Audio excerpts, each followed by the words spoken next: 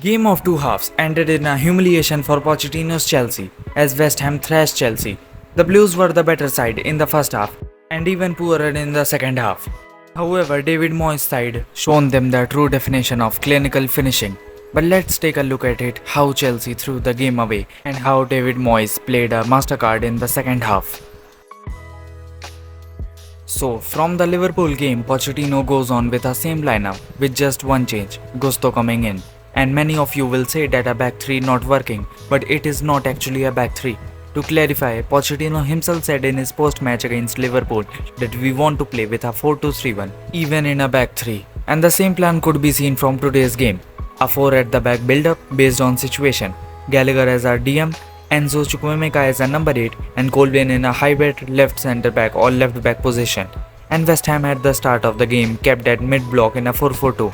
But this doesn't always remain for West Ham, as after scoring from corner, they would be happy to keep a low block and play on counter.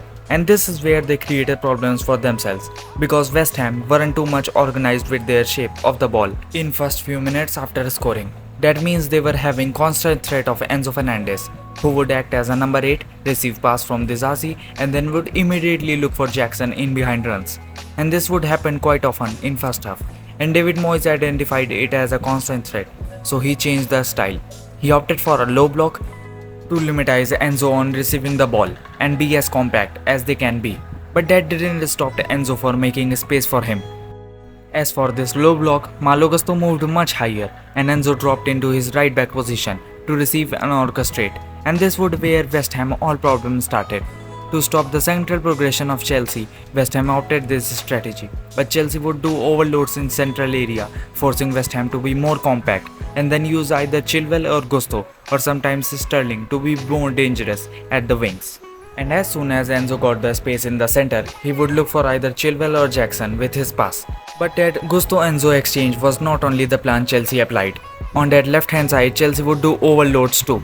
And whenever West Ham were not in the shape, Chelsea played through to the center with those overloads. Raheem Sterling penalty or Chukwuemeka goal can be a good example of it, how Chelsea utilized wing play and central overload. But the havoc and problems started for Chelsea in the second half, so let's take a look at it. Second half, Mudryk was brought on due to Chukwuemeka injury. Until Chilwell was subbed off, Mudryk was placed the same position as Chukwuemeka, a more inverted role, or maybe to give Chilwell same freedom he had with Chukwuemeka. But that's where it started to fall off for Chelsea.